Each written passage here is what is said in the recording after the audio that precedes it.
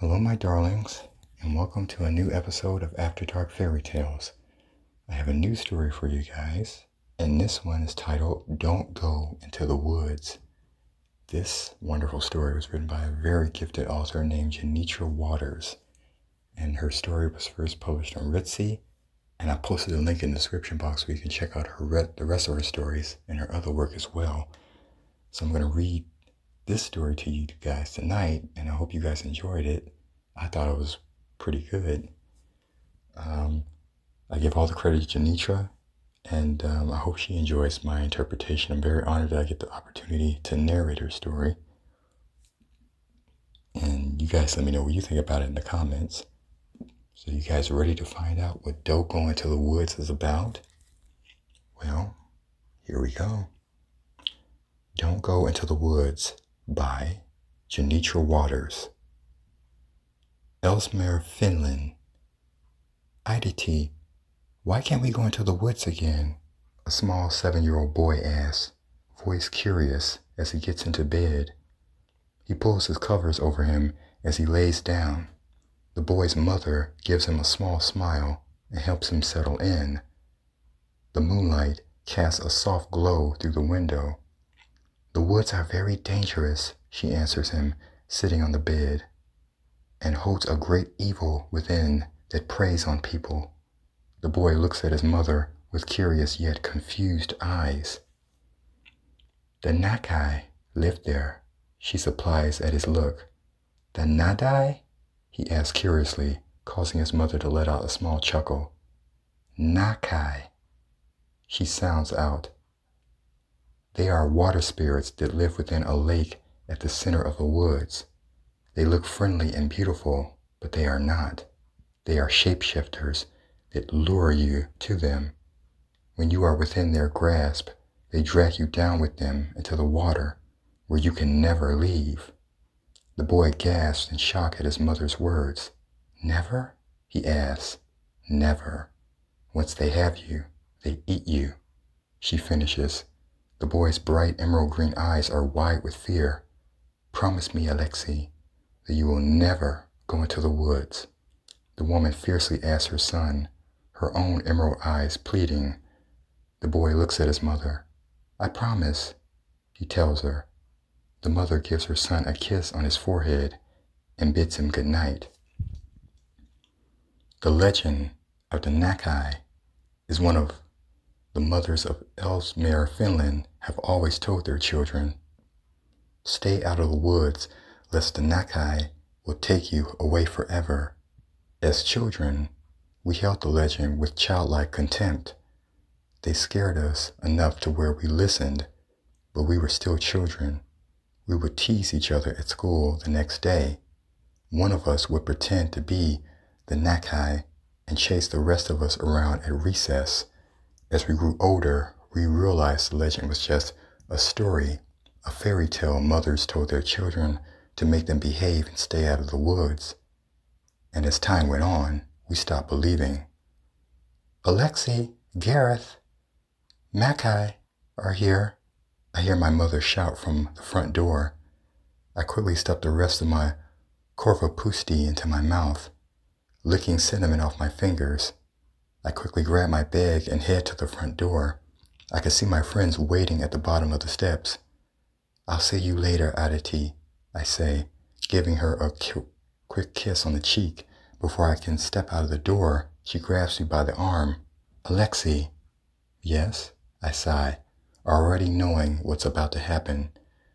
Gareth and Mackay look up at us, also knowing, before heading to the end of the walkway.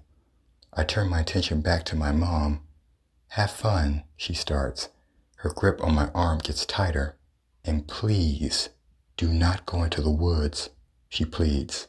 I know, I tell her. My voice comes out a bit harsh. She flinches slightly, causing me to sigh. Oilin Polina Atai, I say as I embrace her. She smiles softly and gives me a great, gentle pat on the cheek. I know you get tired of me telling you this, Pikani, but I just want you to be safe. I know, Aditi, I promise, I tell her. Her bright eyes search mine for a second before nodding her head. I'll see you tomorrow, she tells me, giving her another kiss on the cheek. I leave the house and walk towards my friends. Are you ready? Gareth asks, a wide smile on his face. His dark russet brown eyes sparkle and his broad shoulders hum in excitement. I look at Mackay with a raised eyebrow, to which she shrugs his shoulders. You're pretty excited, huh? I ask as we walk down the road. The streets are slowly dying down as people pack up their vendors for the day and start making their way home. The sun's descent paints the sky with pink, orange, yellow, and purple. Of course I'm excited. This meteor shower is the most exciting thing to happen in this town since Mrs. Lottie got caught sleeping with the mailman by her husband, he states, using Mackay's sticker beside me. You can't tell me you're not excited about seeing an actual meteor shower, Gareth states, looking at me. I am, I tell him. Ellesmere is almost completely surrounded by woods and is a small town compared to others in Finland. With less than 300 people here and 3 spotlights, there isn't much to do here. He then looks at Mackay. With a roll of his cornflower blue eyes, he gives us Gareth a nod. It is exciting, and it's nice to get out of the house, he tells him. Is your mom still fighting with your sister? I ask him. When are they not fighting? He sighs. It's gotten even worse over the past couple of months with Anne's new boyfriend, who I'm pretty sure she's dating just to irritate Mom. Anne is a little over a year younger than Mackay and has always been difficult. She seems to crave getting into trouble. The arguing has gotten bad enough to where Dad has been staying in the den when he's not at work, though now it's more of Mom shouting at Anne, ignoring her. He finishes with another sigh. Well, this would be a good distraction, Gareth tells him with a pat on the back. It doesn't take us long to get to the creek. A bright burning fire flickers, lighting up the area. Music fills the air and drunken teenagers stumble around.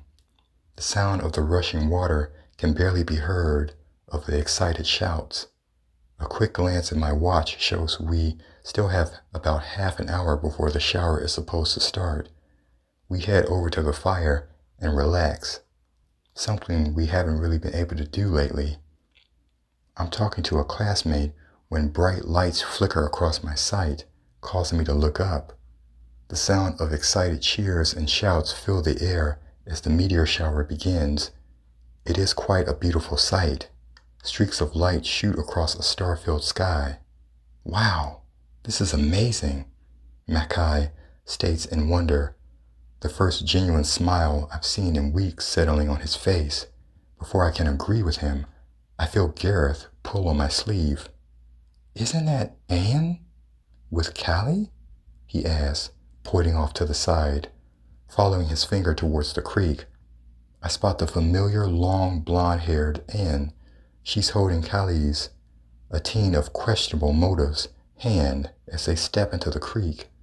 Are they going into the woods? I ask. Anne! Mackay shouts, but she doesn't hear him. With a scowl on his face, he runs towards them.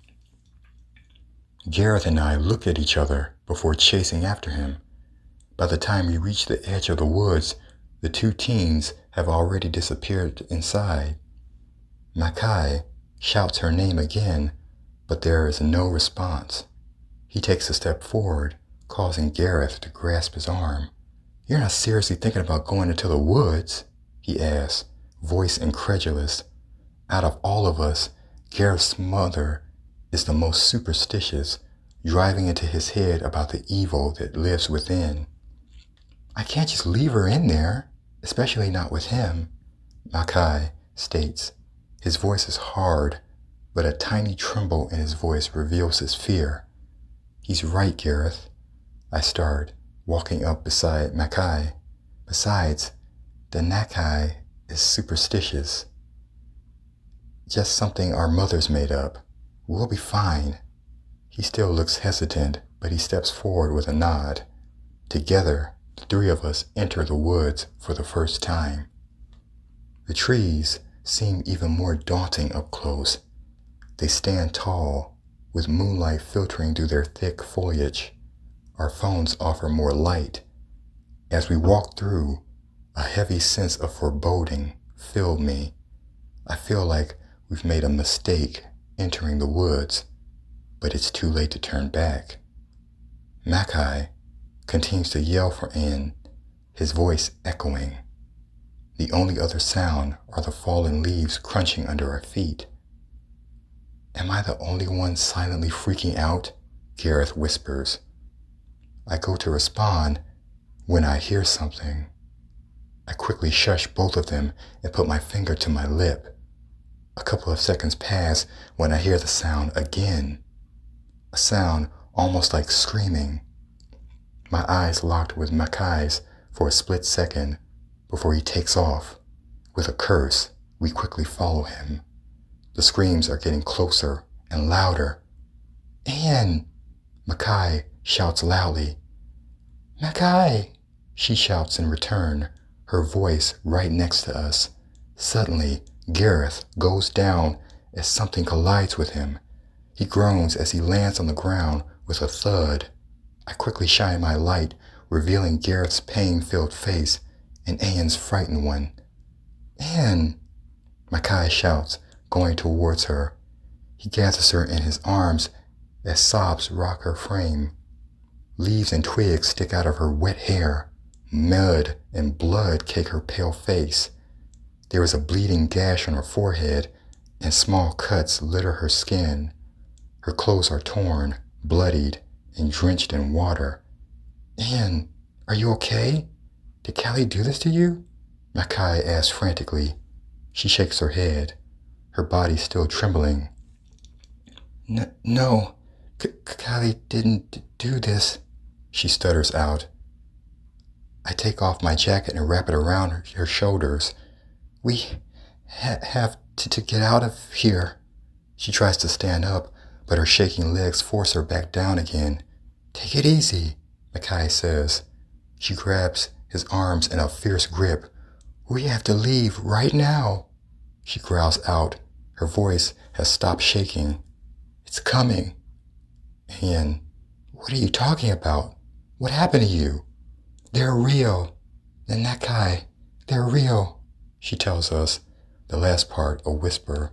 It can't be. It's a story. Mackay replies, It killed Callie, she interrupts him, casting us into silence. Dragged him into the lake, kicking and screaming, and tore him apart. She pulls down the collar of her shirt, revealing a deep bite mark that definitely does not look human. It almost got me, but I got away somehow. I looked at Anne, not quite believing my ears. The story my mother always told me was real. Suddenly, an inhuman screech fills the air, causing us all to freeze. More screeches fill the air and are steadily growing in volume.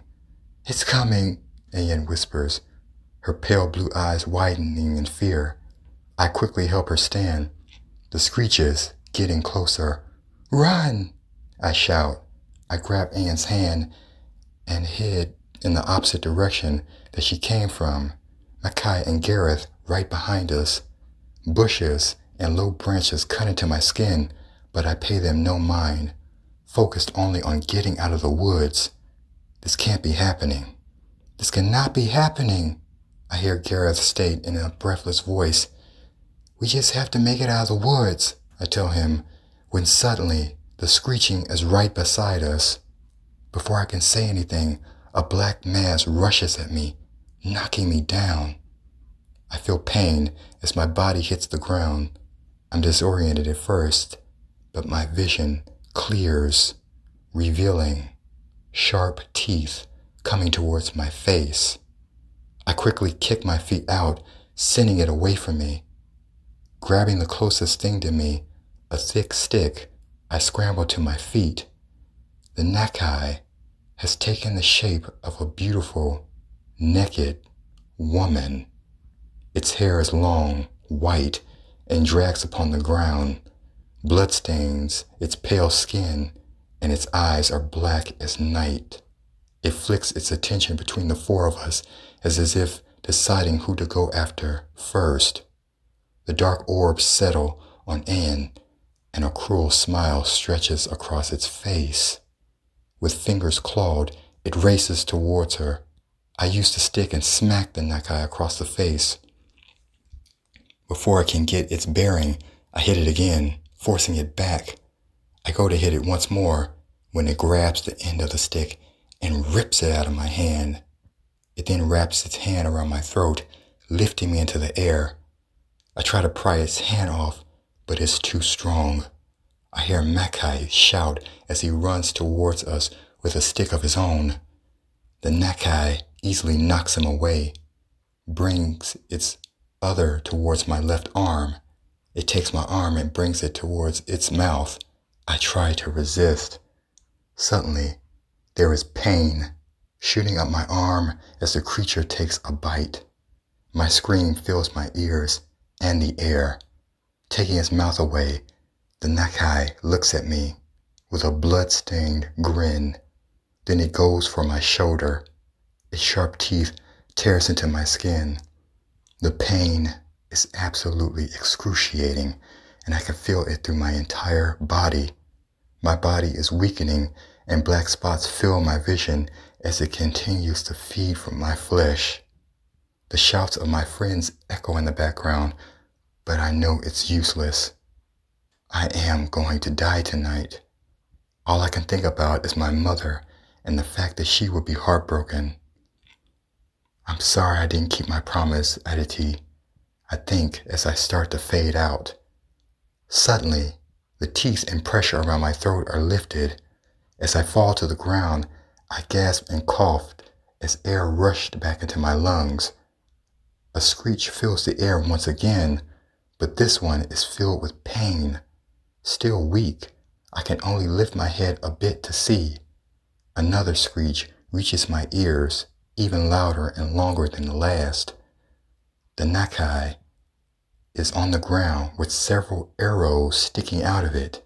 Still screeching, it tries to crawl away, but another arrow finds it, this time piercing what I believe to be its heart, causing it to go quiet.